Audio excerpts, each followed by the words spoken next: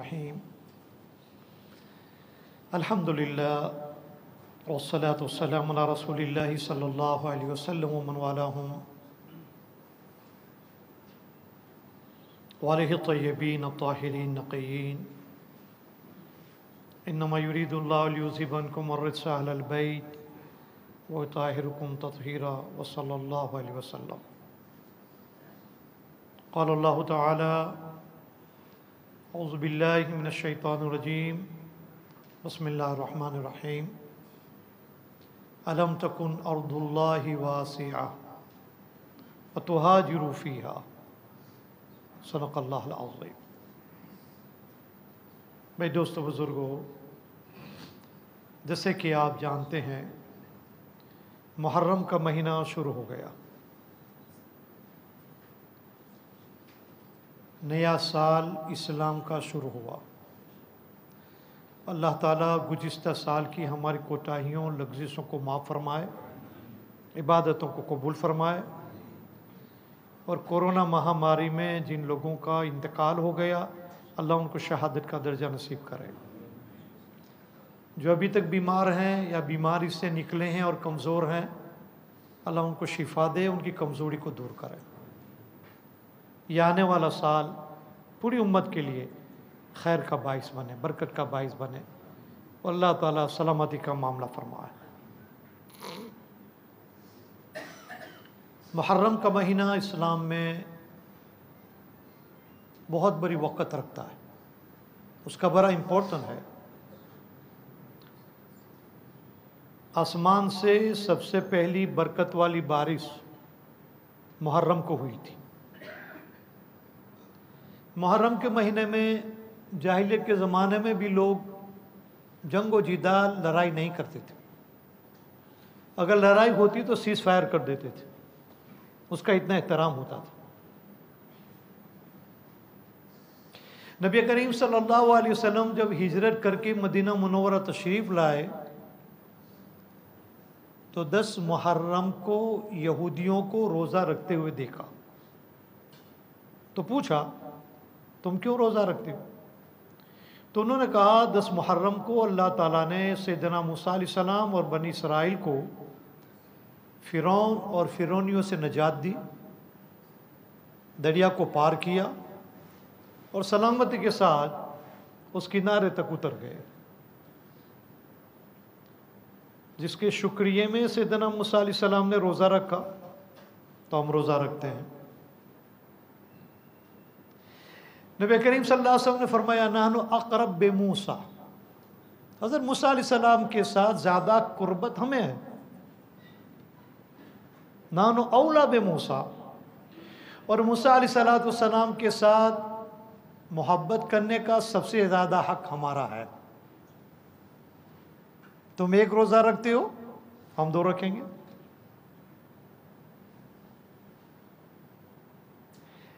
शेखुल इस्लाम इमाम इब्न तैमिया रहमतुल्लाह अलैह ने इस रिवायत के मातहत में एक चीज़ अजीब बयान फरमाई है।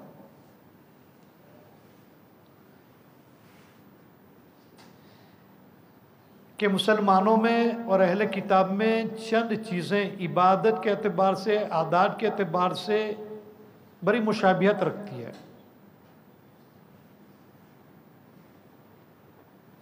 लेकिन फिर भी नबी करीम सल्लल्लाहु अलैहि वसल्लम ने एक हद हमारे लिए मुकर्रर फरमा दी, लाइन ड्रॉ कर दिया, ये तुम्हारी हद है, इससे आगे नहीं जाना है।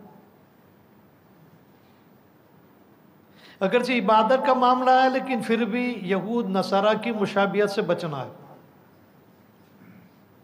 और इमाम इब्न तैमिया ने कई रिवायतों का जिक्र फरमाया। एक चीज़ तो ये फरमाई, वो लोग भी दाढ़ी रखते हैं, हम भी दाढ़ी रखते हैं। अब यहूदियों को देखेंगे, वो लोग दाढ़ी रखते हैं, क्रिश्चियन भी रखते हैं, तो दाढ़ी वो भी रखते हैं, दाढ़ी हम भी रखते हैं। हमारी दाढ़ी की हद मुकर्रर कर दी, पैटर्न बता दिया, ये तुम्हारा पैटर्न है, उसे मुशाबियत ना लगने पाए। इब्तिदाई इस्लाम में तो वो लोग भी नमाज पढ़ते थे, यहूदी लोग नमाज पढ़ते थे, क्रिश्चियन भी नमाज पढ़ते, नमाज थी, उनमें भी थी नमाज, उनके लिए भी थी। लेकिन हमारी नमाज में, उनकी नमाज में नबी करीम सल्लल्लाहु अलैहि वसल्लम ने एक हद मुकर्रर कर दी, ये तुम्हारी नमाज है, उनकी नमाज।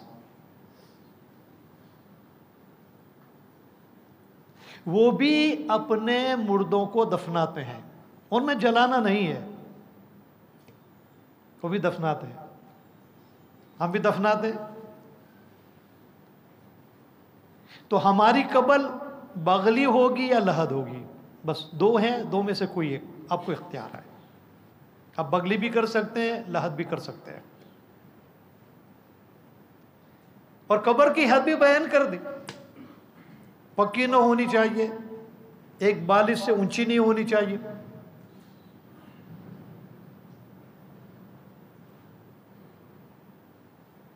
शेखुल इस्लाम इब्न तैमिया फरमाते हैं कि ये तो इबादत का मामला है, इसमें मुशाबिहत को अल्लाह के रसूल सल्लल्लाहु अलैहि वसल्लम ने कबूल नहीं फरमाई। रोज़ा वो भी रखते हैं, इब्न तैमिया ने लिखा है वो रोज़ा रखते हैं, तुम भी रखते हो, लेकिन हद बयान कर दी। पूछा या रसूल अल्लाह, रोज़े में क्या हद होनी चाहिए? अल्लाह के रसूल सल्लल्लाहु अलैहि वसल्लम ने फरमाया कि वो लोग सहरी नहीं करते, तुम्हें सहरी करना है। इन्नल्लाह व मलाइकतहु युसल्लून अलल मुतसाहिरीन, नबी करीम सल्लल्लाहु अलैहि वसल्लम ने फरमाया कि अल्लाह और उसके फरिश्ते सहरी करने वालों पर रहमत भेजता है। चाहे एक लुकमा खा लो लेकिन सहरी करो। तो रोज़े वो भी रखते थे, रोज़े हमें भी रखना है, लेकिन हमारे एक हद मुकर्रर कर ली। तो दुनियावी उमूर और दूसरे उमूर जिनमें हम अंधी तकलीद करते हैं, अंधभक्त बने हुए हैं यहूद और नसारा के, वो किस तरह काबिल कबूल होगा? नबी करीम सल्लल्लाहु अलैहि वसल्लम ने मना फरमाया, सख्ती से मना फरमाया, मन तशब्बह बिकौमिन फहुव मिन, जो जिस कौम की मुशाबियत इख्तियार करेगा क़यामत के दिन उन लोगों के साथ उनको उठाया जाएगा। अल्लाह हमारी हिफाजत फरमाए।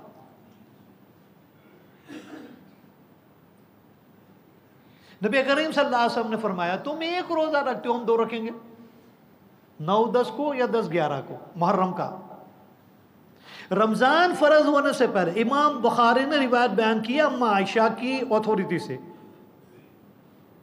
रमजान के रोज़ों की फर्जियत से पहले ये दो जो रोज़े हैं 9-10 या 10-11 मुहर्रम का, वो फ़र्ज़ के दर्जे में था। अब सुन्नत हो गया, रखना है तो दो रखो, 9-10, 10-11। नबी करीम सल्लल्लाहु अलैहि वसल्लम ने फरमाया कि जब हज़रत मूसा की पैरवी में तुम रोज़ा रखते हो तो मूसा तो हमारा है।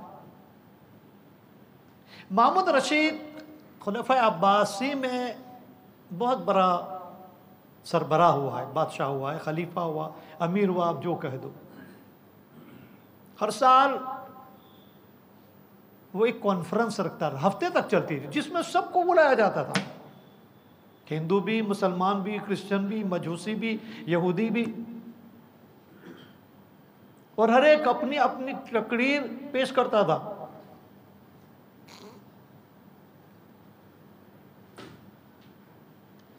उसके ज़माने में एक मर्तबा यहूद और नसारा के जो बड़े बड़े आलिम थे, तो यहूदी ने यह साबित किया कि सिर्फ यहूदी जन्नत में जाएंगे, उसके अलावा जितने भी लोग हैं कोई जन्नत में नहीं जाएगा। उसके बाद क्रिश्चियन आया तो उनके पादरी ने कहा सिवाय नसारा के कोई जन्नत में नहीं जाएगा, बस हम भी जन्नत में जाएंगे। आखिर में मुस्लिम स्कॉलर का जब वक्त आया तो खड़े हुए, बड़ी अजीब बात बयान फरमाए। उसके बाद से तो ये प्रोग्राम ही बंद हो गया। जब वो खड़े हुए तो उनसे सवाल किया गया कि भाई हमने इन दोनों की तकरीरें सुन ली, अब हमसे ये जानना है कि जन्नत में जाएगा कौन, यहूदी जाएगा, नसारा जाएगा, और मुसलमान मानते हैं कि मुसलमान जाएंगे, और हर एक का दावा है, हर एक अपने दावे में दलील पेश करते हैं। जो जवाब दिया वो सोने के हरूफ से लिखने के काबिल है। मंतिक जो है, फलसफा जो है, लॉजिक जो है, तर्क जो है, वो इतना जानना ज़रूरी है कि जो लोग कुरान, हदीस और रिवायत को नहीं मानते तो इसके जरिए से तुम उस पर गालिब आ सकते हो। ये चीज आज हमारे अंदर से निकलती जा रही है। ये बहुत जरूरी चीज है।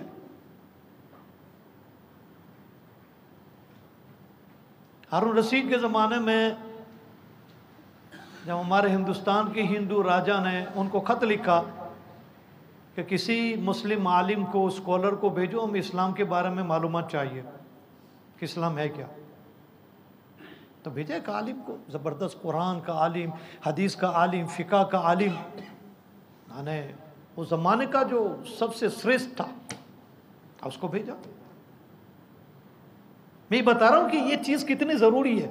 इमाम गज़ाली फरमाते हैं खाना कितना लजीज क्यों ना हो, चाहे बिरयानी हो चाहे तरकारी हो, लेकिन अगर नमक नहीं रखा तो मज़ा नहीं आएगी। हालांकि नमक की मात्रा बहुत कम है, मिर्ची की मात्रा बहुत कम है, लेकिन ये चीज़ों के अंदर में लज्जत पैदा करती है, मिठास पैदा करती है, टेस्ट पैदा करती है। तो मंतिक का भी दर्जा यही समझो कि ये नमक है या मिर्ची है या मसाला है।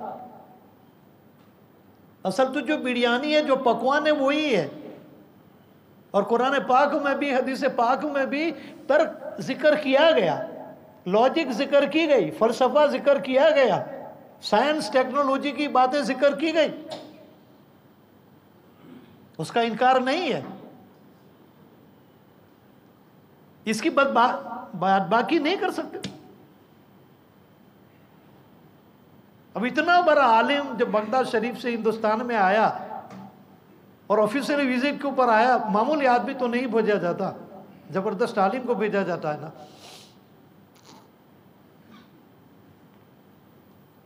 अब जो हिंदू पंडित था, जो सबसे बड़ा उनका प्रखर, अब उसके साथ मुनाजरा शुरू हुआ।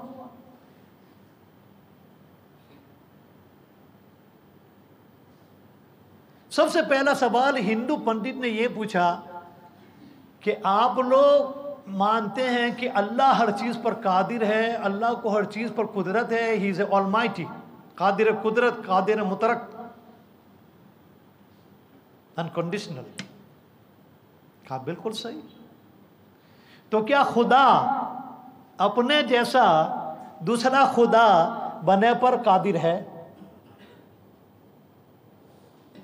बस सवाल समझ में आया? नहीं समझ में आया दोबारा पूछना। जब अल्लाह हर चीज पर कादिर है, खुदा हर चीज पर कादिर है, तो अपने जैसा दूसरा खुदा बना सकता है? अगर बना सकता है तो क्यों नहीं बनाया? क्योंकि ये लोग तो ट्रिनिटी में मानते हैं। जैसे क्रिश्चियनों में फादर, सन, होली गोस्ट, यानी अल्लाह, जिब्रील और ईसा, ये इनकी ट्रिनिटी है। यहां पर भी है ब्रह्मा, विष्णु, महेश, ये उनकी यहां भी तीन है। इनकी यहां तीन है, क्रिश्चियन के यहां तीन है, हमारे यहां तो सिर्फ एक है। अल्लाह इस पर कायम रखे। तो उसने पूछा कि अल्लाह हर चीज पर कादिर है, खुदा हर चीज का बनाने वाला है, तो अपना जैसा, ये अपने जैसा दूसरा खुदा बना सकता है या नहीं? हाँ या ना? ओ बेचारे कुरान और हदीस के आलिम थे, फादिल थे। अब उन्होंने कुरान और हदीस से दलील देना शुरू किया, तो पंडित ने कहा कि नहीं मौलाना ठहरो, हम इसको नहीं मानते, ये तुम्हारे लिए है। और हमसे अगर कह दे भाई कुरान तुम्हारे लिए, हदीस तुम्हारे लिए है, इसके अगर की बात करो, छोड़ो, लॉजिक से बात करो, तर्क से बात करो। हज़रत मौलाना अली मियां साहब नव्वरुल मरकदू ने इंग्लैंड का दौरा करके ये फरमाया था कि यूरोप और अमेरिका में इस्लाम फैलेगा दिमाग के जरिए से। क्योंकि उनके दिमाग दिमागी बन गए हैं।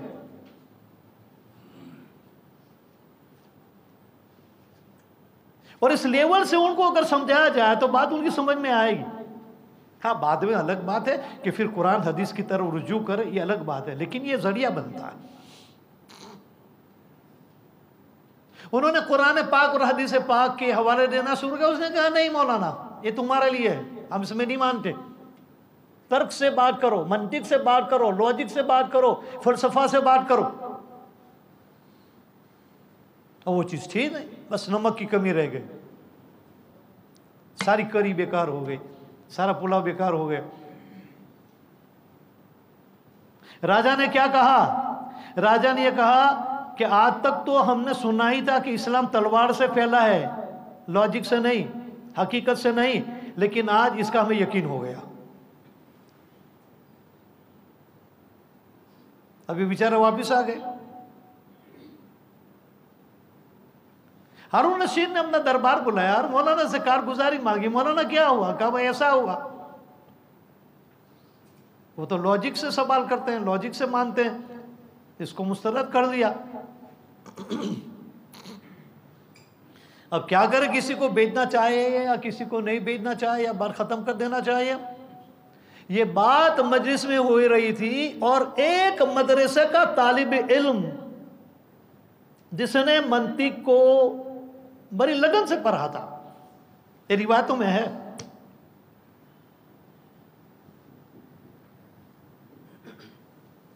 हज़रत मौलाना सुलेमान नदवी रहमतुल्लाह अलैह ने लिखा। ये सलमान नदवी नहीं, सुलेमान नदवी जो पाकिस्तान चले गए थे तकसीम के वक्त, हज़रत शिबली के ज़माने के और उन बड़े बड़े अकाबिरों के ज़माने के। हिंद का अरब से ताल्लुक़, बहुत पुरानी किताब है, मैंने ख़ुद पढ़ा है, हज़रत ने इसका जिक्र किया। मौलाना सुलेमान नदवी रहमतुल्लाह अलैह ज़बरदस्त मुस्लिम स्कॉलर हो गए। मजलिस में इस बात के ऊपर चर्चा हो रही थी तो एक तालिब इल्म जो मंतिक का तालिब इल्म था, मंतिक पढ़ी हुई थी, समझी हुई थी, वो खड़ा हुआ।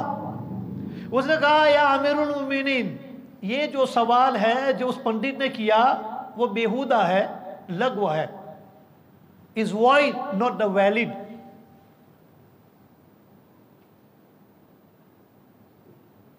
तो हारून रशीद ने उसको पूछा, बच्चा अभी तुम छोटे हो, दूध पीते हो, अभी तुम लबर मुची हो, तुम क्या बात करते हो?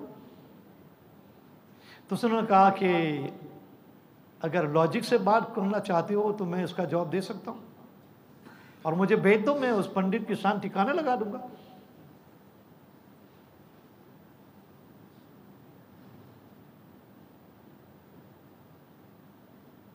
बादशाह ने तहकीक की, भाई ये बच्चा जो बोलता है वो सही है गलत है, इम्तिहान हुआ, ये हुआ। उसका तुम जाने को तैयार कर, मैं जाऊंगा। हमारे पास दोनों हथियार है भाई, जाहिर का भी, बातिन का भी, स्पिरिचुअलिटी का भी, सेक्युलर का भी, दोनों का है। हमारे गफलत ने हमें पीछे कर दिया, किसी ने पीछे नहीं किया। कहते ना मुसलमानों को आगे नहीं आने दिया। अरे भाई हम आगे नहीं आते। मैं खुद जिन वाला हाई स्कूल में पढ़ा हूं मैट्रिक तक, हमें मालूम है हमारा रवैया क्या होता था। हमारे मुकाबले में जो गैर मुस्लिम होते थे वो बेचारा कितनी मेहनत करते थे। हम तो बस रात दिन क्रिकेट खेलना, वॉलीबॉल खेलना। मैं अपने दिल की बात करता हूं।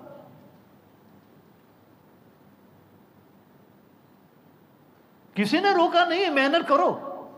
मेहनत करने वालों को अल्लाह आगे बढ़ाता। उस बच्चे ने कहा मैं जाने को तैयार हूं।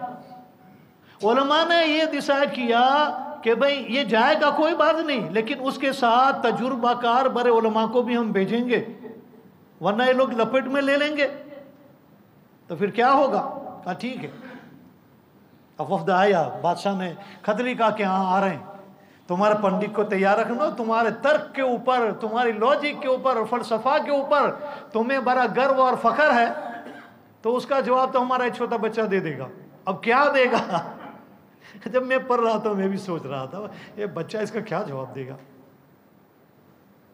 क्या अल्लाह अपना जैसा दूसरा अल्लाह बनाने पर कादिर है या नहीं? अगर है तो क्यों नहीं बनाया, और क्यों नहीं बनाता? बता दूं आप लोगों को? ठीक है, बताना पड़ेगा। जब वक्त आया और दरबार खींचो खींच बढ़ गया, इस मर्तबा उनको ये यकीन था कि 1-0 से हमने लीड किया है, अब 2-0 भी हो जाएगा। ये लबर मुझे क्या करेगा? अब जब मजलिस बैठी और पंडित ने कहा कि तुम्हारा ये अकीदा है कि अल्लाह हर चीज पर कादिर है, खुदा को हर चीज पर कुदरत है, तो खुदा अपने जैसा दूसरा खुदा बना सकता है या नहीं? अब खुद अपने उलमा जो उनके साथ आते हैरान थे, बच्चा क्या जवाब देगा। मजलिस में एक सन्नाटा छाया हुआ है। बच्चे ने बरमला कहा, पंडित जी अगर आपको अपनी मंतिक फलसफा के ऊपर नाज और फकर है तो आपके प्रोफेशन के लिए बड़ा काला डब्बा है, तुम्हारा सवाल जो है लगवा है, वाइट, बेकार है, तुम्हारा सवाल बेकार है, लगवा है। अब इतने बड़े पंडित को एक लबर मुछिया इतना बड़ा अल्फाज में कहता है तो क्या उसकी शर्मिंदगी होगी?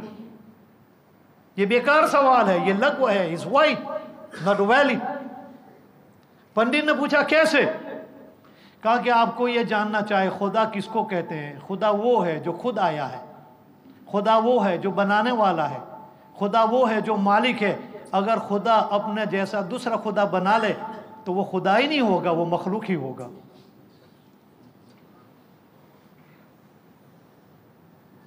खुदा की तारीफ तो ये है। अब आप कहते हो खुदा अपना जैसा दूसरा खुदा बना सकता है या नहीं? अगर बनाएगा भी तो वो खुदा हो ही नहीं सकता, वो बनी हुई चीज है और बनी हुई चीज मखलूक होती है। मखलूक मखलूक है, खालिक खालिक है, तो उस जैसा हुआ ही नहीं। कुरान में तो दलील है लेकिन तुम तो लॉजिक मानते हो। बाकी कुरान कहता है लैसा कमिस्लिही शै, उस जैसी कोई चीज है ही नहीं। अब पंडित जी हैरान रह गए कि क्या जवाब दे, क्योंकि खालिक जब तखलीक करता है तो वो खालिक ही रहेगा, बाकी के जितनी भी चीजें वो मखलूक है। तो सवाल ही लगो हो गया। तुमने उसकी खालिकियत को माना, उसकी ऑलमाइटी पावर को माना, तुमने ये भी माना कि वो निरंजन है, निराकार है। ला दिद्द लहू वला निद्द लहू वला मित्ल लहू वला मिसाल लह, ये उसकी सिफात है। तो बनी हुई चीज है, वो तो मखलूक है, वो खालिक हो ही नहीं सकता, वो खुदा हो ही नहीं सकता। रिवायतों में यहां तक आया है, मौलाना सुलेमान साहब नदवी रहमतुल्लाह ने लिखा है कि बादशाह भी मुसलमान हुआ, पंडित भी मुसलमान हुआ, उसके साथ कितने मुसलमान हो गए। आज का जो दौरा है ये साइंस टेक्नोलॉजी के प्रिवलन होने की वजह से कि खुद हमारे बच्चों और बच्चियों के जहन भी इस किस्म के हो गए। अगर इसकी सेटिस्फैक्शन हमने नहीं किया, उनके सवालों का जवाब हमने नहीं दिया, उनके साथ बैठकर उनकी बातों को हमने नहीं सुना, तो दर इस बात का है कि इस बहाव के अंदर में, इर्तिदार के बहाव के अंदर में कहीं ये बह ना जाए। ये बहुत बड़ी जरूरत की चीज है। तो मैं आपको ये बता रहा था मेरे भाई और दोस्तों और बुजुर्गों कि अल्लाह जल्ल शानहू ने मुहर्रम का जो ये महीना दिया, हिजरत का जो ये महीना दिया, ये वो महीना है कि इस महीने में अल्लाह की सबसे पहली रहमत वाली बारिश आई। अल्लाह ताला ने मूसा अलैहिस्सलाम और बनी इसराइल को फिरौन और फिरौनियत से बचा लिया, और अल्लाह जल्ल शानहू ने नबी करीम सल्लल्लाहु अलैहि वसल्लम को सआदत नसीब फरमाई कि हिजरत फरमाई मक्का से मदीना की। अल्लाह ताला ने इस आयत करीमा को नाजिल फरमाया, अलम तकुन अर्दुल्लाहि वासिअ फतुहाजिरु फिहा, कि मेरे प्यारे हबीब आप क्यों घबरा रहे हो, मक्की ज़िंदगी में इबादत करना मुश्किल है, ज़बरदस्ती बूतों के सामने सर झुका दिया जा रहा है और ज़बरदस्ती कुफरिया कलाम कहलवाया जा रहा है, तो फिर छोड़ दो और मदीना मुनव्वरा चले जाओ। हज़रत उमर रज़ी अल्लाह ताला अन्हु ने हिजरत से इस्लाम का साल मुकर्रर किया। आप सल्लल्लाहु अलैहि वसल्लम की विलादत से नहीं, बदर से नहीं, फतेह मक्का से नहीं, हजरतुल वदा से नहीं, हिजरत से, ताकि हर साल जब हिजरत का ज़माना आता है, मुहर्रम का ज़माना आता है, तो उम्मत मुस्लिमा को ये बावर कराया जाता है, समझाया जाता है, ये सबक सिखाया जाता है कि there is no survival and there is no revival. Survival हमारी उसी वक्त होगी जब रिवाइवल होगा। इस्लामिक लॉजिक है, ये साइकोलॉजी है। There is no survival without revival. Survival revival से ही होगी, और हमारा रिवाइवल कुरान और हदीस है। हर साल उम्मत को यही सिखाया जाता है कि बगैर कुर्बानी के तुम्हें कुछ मिलने वाला नहीं है। कुर्बानी तुम्हारी जिंदगी में होनी चाहिए कि अल्लाह के रसूल ने उस सरजमीन को छोड़ा जहां पैदा हुए थे, जहां वही नाजिल हुई थी। 40 साल के बाद नबूवत मिली और 13 साल नबूवत के बाद 53 साल नबी करीम सल्लल्लाहु अलैहि वसल्लम ने मक्का में गुजारे। अल्लाह का घर वहां, और अल्लाह के घर से आपका क्या ताल्लुक था और आपकी क्या निस्बत थी? जब नबी करीम सल्लल्लाहु अलैहि वसल्लम बैतुल्लाह में आए और आपने चाहा कि हिजरत में जाने से पहले बैतुल्लाह के अंदर मैं जाऊं और 2 रकात नमाज पढ़ूं, और उस वक्त खाने काबा की चाबी उस्मान बिन तलहा के पास थी, जो कबीले बनी शैबा के खानदान से था। बैतुल्लाह की चाबी उनके पास थी। नबी करीम सल्लल्लाहु अलैहि वसल्लम नीचे कर रहे हैं और वो ऊपर की सीढ़ी के ऊपर बैठे हुए हैं। नबी करीम सल्लल्लाहु अलैहि वसल्लम ने कहा कि जरा बैतुल्लाह को खोलो, मुझे 2 रकात नमाज पढ़नी है। अल्लाह का शुक्र है 1984 में मुझे जाना मिला। अंदर में पर्दे लगे हुए हैं, 2 आयत करीमा लिखी हुई है और एक निशान रखा हुआ है। तो बताया कि ये वो निशान है कि फ़तह मक्का के वक्त नबी करीम सल्लल्लाहु अलैहि वसल्लम हज़रत अनस और बिलाल रज़ियल्लाहु ताला अन्हु के साथ जब बैतुल्लाह में दाखिल हुए तो अल्लाह के रसूल सल्लल्लाहु अलैहि वसल्लम ने यहाँ पर 2 रकात शुक्रिया की पढ़ी थी। आज भी वो निशान है, इतना बाकी रखा है, अभी है ये निशान है, अभी भी है बैतुल्लाह के अंदर में। उस्मान बिन तलहा ने इनकार कर दिया, मैं नहीं दूंगा चाबी, निकलो यहाँ से।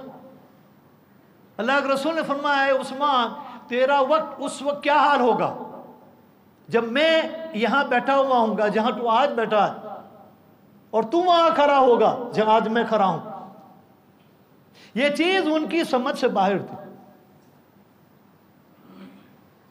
कि कैसी बात कर रहे हैं। आज तो आजादी से इबादत नहीं कर सकते, दावत नहीं दे सकते, और ये बात करते हैं मैं यहां बैठूंगा और तू यहां होगा। सादिक मज़दूक जो कहा सच कहा, और जो कहा अल्लाह जल शानहू ने उसको सच करके दिखाया।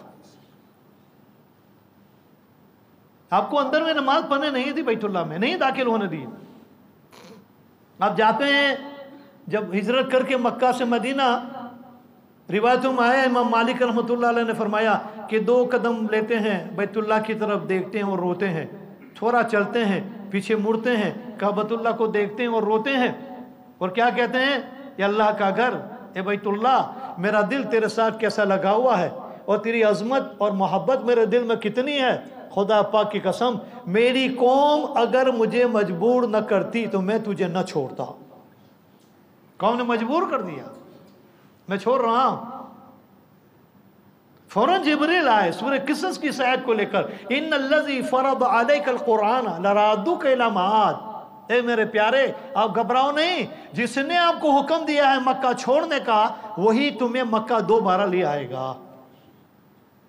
उलमा किराम फरमाते हैं जब आखिरी तवाफ करो, तवाफ विदा, तो इस आयत को जितना हो सके इतना पढ़ो, अल्लाह ताला बार बार बैतुल्लाह की ज़ियारत के लिए बुलाएगा।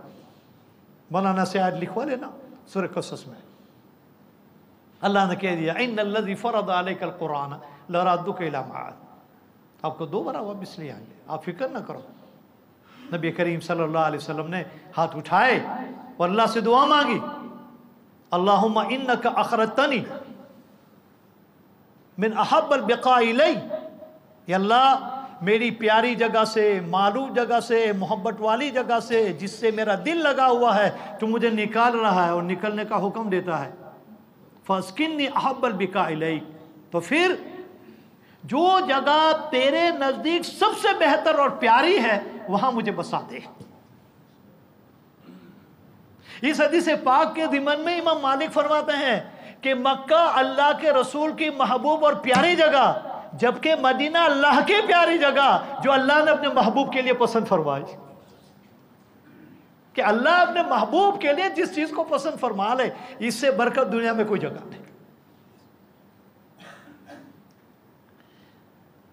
इमाम ने जौज़ी रहमतुल्लाह अलैह ने ज़ादुल मआद में एक रिवायत बयान फरमाई कि नबी करीम सल्लल्लाहु अलैहि वसल्लम हवाज़िन की और हुनैन की जंग के बाद, जो फतेह मक्का के बाद हुई, गनीमत का जो माल आया बहुत मिला था। जितना माल हुनैन और हवाज़िन में मिला किसी जंग में नहीं मिला, बहुत मिला था। मक्का के लोग अभी अभी नए नए मुसलमान थे, मक्का वालों को बुलाया और नबी करीम सल्लल्लाहु अलैहि वसल्लम ने बेतहाशा माल और गनीमत उसको दिया। अब मदीना वालों को कुछ नहीं मिला, अंसारों को, और अंसारों को उम्मीद थी कि अब फतूहात का दरवाजा खुल जाएगा, हमारे बीवी बच्चे और हमारे पर जो फक्र फाका थी दूर होगी, मंडियां चलेगी, मार्केटें खुलेगी, दुकानें खुलेंगे और हमारे ज़मीनों में लेहलिहात पैदा हो जाएगी और कर्जों के अंबार में जो हम डूबे हुए हैं अब उससे निकल जाएंगे। लेकिन हुआ क्या? अंसारों को कुछ नहीं मिला, जो मिला मक्का वालों को दिया, या बहुत दिया। शैतान भी अपना काम करता है। शैतान आया, उनके दिलों में ये वसवसा डाला कि जब कुर्बानी की जरूरत पड़ी तो अंसार याद आए, और जब माल की तकसीम की बात आई तो अपनी कौम और अपने रिश्तेदार याद आए। अल्लाह ने बता दिया कि तुम्हारे अंसार तो इस तरह की बातें करते हैं। आपने स्पेशल एक सेशन बुलाया सिर्फ अंसारों का, कोई नहीं, कोई मुहाजिर नहीं, कोई आउटसाइडर नहीं, ओनली अंसार, ओनली मदीना वाले। और अल्लाह के रसूल ने फरमाया, ए अंसार, ये क्या तुम बोल रहे हो? जिब्रील ने आकर मुझे बताया कि तुम इस तरह की बातें करते हो। तो बेचारे सच्चे थे, बनावट नहीं करते थे, सच कह दिया। कहाँ या रसूल अल्लाह, सच बात, हमें क्या मिला? कुर्बानियां हमने दी, औरतें हमारी बेवा हुई, बच्चे हमारे यतीम हुए, माल और दौलत हमारे कुर्बान हुए, और कर्जों के अंबार के अंदर में हम डूब गए। हमें मिला क्या? ये लोग कल के मुसलमान और दामन भर भर के माल लेकर जा रहे हैं, तो हमारा क्या? नबी करीम सल्लल्लाहु अलैहि वसल्लम ने फरमाया, आज तुम फैसला करो, मैं तुम्हारे सामने दो चीज पेश करता हूं, तुम इख्तियार रखो, सोच के जवाब देना। और मैं ये भी बता देता हूं, ये अंसार, मैं तुमसे कितनी मोहब्बत करता हूं। खुदा पाक की कसम, एक रास्ते से अंसार चलेगा, दूसरे रास्ते से मक्का वाला चलेगा, तो मैं मदीना वाले अंसार वाले रास्ते पर चलूंगा। मक्का के लोग मेरा बाहर का कपड़ा है और मदीना के अंसार मेरा अंदर का कपड़ा है, और अंदर का कपड़ा बदन से और दिल से ज्यादा करीब होता है। उनके फजाइल बयान किया अल्लाह के रसूल सल्लल्लाहु अलैहि वसल्लम ने, और कहा मैं इख्तियार देता हूं, तुम्हें क्या चाहिए? मक्का वाले मक्का जाए इस हाल में कि माल दौलत और दुनिया उनके साथ हो, और ये अंसारों और ये मदीना वालों, तुम मदीना जाओ इस हाल में कि अल्लाह का रसूल तुम्हारे साथ हो। अब तुम्हें क्या चाहिए? बस अंसार रो दिए, कहा या रसूल हमें माफ कर दो, शैतान हमारे साथ खेल गया। या रसूल अल्लाह, हमने इस चीज को इख्तियार किया कि मक्का वाले मक्का जाए माल के साथ, दौलत के साथ, ये खल खत्म होने वाली है, लेकिन या रसूल अल्लाह, हम ये चाहते हैं कि हमारे भूख को, हमारे फकर को, हमारे फाका को, हमारी नादारी को, सबको हम बर्दाश्त करेंगे। हम ये चाहते हैं अल्लाह का रसूल हमारे साथ हो। हमने आपको इख्तियार फरमाया या रसूल अल्लाह। अल्लाह के रसूल ने उनके हाथ अपने हाथों में पकड़ा, हाथों को हिलाया, और अल्लाह के रसूल फरमाते हैं, अल महया महयाकुम वल ममात ममातुकुम, ये मेरे अंसारों, ये मदीने वालों, मेरा जीना भी तुम्हारे अंदर, मेरा मरना भी तुम्हारे अंदर, और कयामत के दिन सबसे पहला जो अपनी कब्र से उठेगा मैं उठूंगा। और तुम तमन्ना करो कि मदीना में आकर बसो, मदीना में जिंदगी गुजारो, मदीना में तुम्हारी मौत हो और जन्नतुल बकी में तुम दफन हो, इसलिए कि सबसे पहला मैं उठूंगा, मेरे साथ अबू बकर और उमर होंगे, जन्नतुल बकी में हम आएंगे, सबसे पहली शफात उनकी कराएंगे, फिर जन्नत माला जो मक्का में है, और फिर मैं मुल्क शाम जाऊंगा, वहां पर हशर कायम होगी, मैदान महशर अरफात में नहीं, मुल्क शाम में कायम होगी। और उस दिन कोई अरबी नहीं बोलेगा, उस दिन नेचुरली तौर के ऊपर हमारी जबान के ऊपर सूरियानी जबान आ जाएगी, जो बाबा इब्राहिम अलैहिस्सलाम की जबान थी। नबी करीम सल्लल्लाहु अलैहि वसल्लम मदीना मुनव्वरा चले गए, तो इमाम मालिक रहमतुल्लाह अलैह फरमाते हैं कि हिजरत के वक्त में अल्लाह के रसूल का मक्का छोड़कर मदीना आना मजबूरी की वजह से था। अब तो मक्का फतह हो गया, अब मक्का में रहने की कोई तकलीफ नहीं थी, कोई जबरदस्ती नहीं थी। He's a whole and sole power उनके हाथ में। फिर भी अल्लाह के रसूल सल्लल्लाहु अलैहि वसल्लम जब हज्जतुल विदा के बाद मदीना मुनव्वरा चले गए, फिर दोबारा मक्का नहीं आए, आपने वहीं पर क़ियाम फरमाया, और आपका विसाल भी वहीं पर हुआ, और वहीं पर अल्लाह के रसूल सल्लल्लाहु अलैहि वसल्लम दफन हुए। तो मेरे भाइयों दोस्तों बुजुर्गों, आज का जो दिन है, आज का जो महीना है, ये मुहर्रम का महीना है, ये हिजरत का साल है। ये हिजरत हमें कुर्बानी सिखाता है। ये हिजरत अल्लाह के नाम पर कुछ करने को हमें सिखाता है। बुजुर्गान दीन फरमाते हैं कि दुनियावी चीज़ों में, दुनियावी मामले में कितनी चीज़ें ऐसी है कि 20%, 30%, 40%, 50%, 80% तक हम फेंक देते हैं और हमारा चेहरे पे बल नहीं आता और हमें ये उम्मीद भी नहीं होती कि उस पर हमें कुछ मिलेगा। अब आप पूछेंगे वो कैसे? आपने तरबूज खरीदा, तो तरबूज आप छिलके के साथ खाते हो या गरम खाते हो? बोलो ना, गरम। छिलका तो क्या करेगा? फेंक देंगे। दिल पर कुछ गुजरेगा? आम लिए तो छिलका खाओगे, गोटली खाओगे, क्या करोगे? कुछ मिलता है, मुर्गी खरीदेंगे और ज़बा करेंगे और पकाएगी हमारी घर में माँ बहनें, हमारी बच्चियाँ, तो गोश्त पकाएगी या पीछे भी पका देगी? भाई मुर्गी आप रे पीछे हाथे खाएं? बोलो हाँ ना बोलो। ये रोजाना का मामला है। पैसा पीछे का देते हैं, पीछे को खाते नहीं। जानवर की खाल के भी पैसे देते हैं, सींग के भी पैसे देते हैं, कोई उसकी बात बाकी नहीं करता, फेंक देते हैं, कोई खाता नहीं और दिल पर अफसोस नहीं होता। अरे इसको छोड़ो, टरोपा जब फोड़ेंगे आप तो 90% जो है उसका कोचला और अंदर का वो फेंक देते हैं। 5% पानी आपको मिलेगा। लेकिन आज तक कोई तरोपा बेचने वाले से लड़ा है क्या? सारा कम वक्त पानी तो इतना निकला और मुझसे 10 रुपये ले लिए, फेंक दिया। हाँ, बाल बेचारे बहुत अच्छे लोग होते हैं, उसे टुरवाएंगे, उसका कोपरा निकालेंगे। नारियल को देखो, छोटा कोई खाता है, डोया कोई खाता है, इतना कोपरा निकलता है। 80% उसके छोंटले और दोये को हम फेंक देते हैं और दिल के ऊपर हमें जर्रा बराबर भी अफसोस नहीं होता। तो मेरे भाई और दोस्तों बुजुर्गों, हमारी माँ बहन भी इतना जानती है कि जब वो सब्जी लाती है और पकाती है तो उसके छिलके फेंक देती है। सींग तुवेर की छोंटले के साथ नहीं पकाती, दाने के साथ पकाएगी। 50% छोंटला होता है, 50% दाना होता है। 50% को निकाल दिया, चेहरे पर जर्रा बराबर अफसोस नहीं है। शेखुल इस्लाम अबू हामिद इमाम गजाली फरमाता है कि हमारा रब हमसे 2.5% मांगता है हर चीज में। वक्त का 2.5%, इल्म का 2.5%, माल का 2.5%, इमोशन का 2.5%, तुम 2.5% अल्लाह को दो और अल्लाह कहता है 97 and 50% जो है वो मैं सब्सिडाइज कर दूंगा। तुम्हारा जान माल की हिफाजत का वादा मैं करता हूं। तुम्हारे जान माल के अंदर में जो भी खराबियां हैं उसको दूर कर देता हूं और तुम्हारे रास्ते में आने वाली तकलीफों को मैं दूर कर देता हूं। मेरे नाम पर भी तो कुछ दो। यहां तुम इतना सब दे देते हो और तुम्हारे चेहरे पर बल नहीं आता, और जब अल्लाह के नाम के ऊपर देना होता है माल या वक्त, तो फिर हमारे दिल के ऊपर ये हो जाती है। नमाज पढ़ने का वक्त नहीं, जिक्र का वक्त नहीं, दुआ का वक्त नहीं, तिलावत का वक्त नहीं, और फिर हम कहते हैं कि मुसलमान बड़ा मार खा रहा है, मुसलमान बड़ा परेशान है। तो मेरे भाइयों, एक आखिरी बात कहकर अपनी बात को मैं ख़त्म कर दूंगा कि जिस वक्त तातार लोगों ने मुल्क इस्लाम को, आलम इस्लाम को तहस नहस कर दिया था, बगदाद की भी धज्जियाँ उड़ा दी थी, तो एक मरतबा तातार की प्रिंसेस जब घूमने के लिए निकली तो आउटस्कर्ट के अंदर में देखा कि बहुत बड़ा मजमा है दरख्त के नीचे। पूछा यहाँ पर क्या हो रहा है? कहा मुसलमानों का शेख है जो उनको तालीम दे रहा है। तो वो आई वहाँ पर, उसने शेख से पूछा कि तुम इस चीज़ को मानते हो कि मुल्क का देना, मुल्क का लेना अल्लाह के हाथ में? कहा बिल्कुल सही। कहा अल्लाह उसको देता है जिससे राज़ी होता है और छीन लेता है जिससे वो नाराज़ होता है। कहा बिल्कुल सही। तो कहा आपको ये बात मालूम नहीं होती कि अल्लाह हमसे राज़ी था तो हमें मुल्क दिया, तुमसे नाराज़ था तो तुमसे आलम इस्लाम को छीन लिया।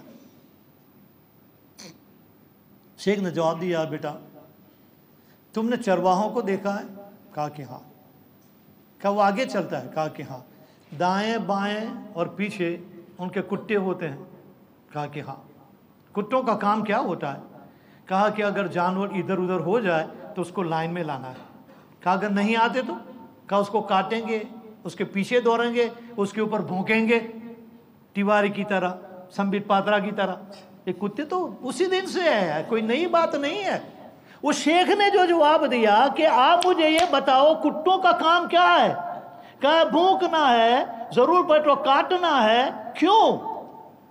ऐसा क्यों करते हैं? कहा कि लाइन से निकले हुए उनको लाइन पर लाना है। अच्छा ये बताओ कि जब लाइन में जानवर आ जाते हैं, अब भूखेगा, काटेगा या उसके पीछे दौड़ेगा, तो उसके आगे जो उसका मालिक है उसका रवैया क्या होगा? कहा डांग से या सपाटे से उसको खामोश करेगा।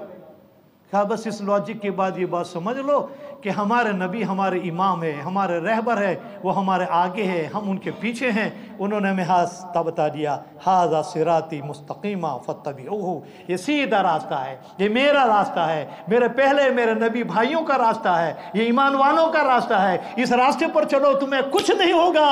और याद रखो, इस रास्ते से दाएं बाएं इधर उधर तुम चले गए तो फिर कुत्ते तुम्हारे पर मुसल्लत कर दिए जाएंगे, भौंकते रहेंगे, काटते रहेंगे, तुम्हारे पीछे दौड़ेंगे, तुम्हारा पीछा करेंगे। जब तक तुम लाइन के ऊपर ना आ जाओ, तुम्हारा बसा की बात नहीं होगी। मेरे भाइयों, पूरे आलम का जो हाल है वो यही हाल कि वो रास्ता जो हमारे नबी छोड़ कर गए, हिजरत की कुर्बानियों में अंसारों ने जो कुर्बानियां दी, जो रास्ता हमें मिला है, उस रास्ते के ऊपर हम आ जाए, इस रास्ते पर हम आ जाएंगे। खुदा पाक की कसम, कल अल्लाह की तरफ से उनको ऐसे डंडे पड़ेंगे, उनकी जबान को बंद कर दिया जाएगा, उनको खामोश कर दिया जाएगा। लेकिन जब तक हम रास्ते के ऊपर नहीं हैं, ये कुत्ते आपको मिलेंगे, जंतर मंतर पर भी मिलेंगे, आजाद मैदान में भी मिलेंगे, हिलाल ग्राउंड पर भी मिलेगा, और ये तिवारे भी मिलेगा, ये संबित पात्रा भी मिलेगा, ये सब मिलेंगे। और ये सब तुम्हारे ऊपर हमारे ऊपर भूखेंगे। हम चाहते हैं कि इससे हमारी नजात हो। हमारा नबी जो हमें रास्ता देकर गया है, मन तशब्बह बिकौमिन फहुव मिन, जिसने जिस कौम की मुशाबिहत इख्तियार किया वो उसमें उठेगा। तो यहाँ रोजे के अंदर में मुशाबिहत को अल्लाह के नबी ने कबूल नहीं फरमाया। तुम एक रोजा रखते हो, हम 2 रखेंगे, 9, 10 या 10, 11। अल्लाह ताला हम सबको अमल की तौफीक नसीब फरमाए और उम्मत की परेशानी को दूर फरमाए। अस्सलामु अलैकुम व रहमतुल्लाह।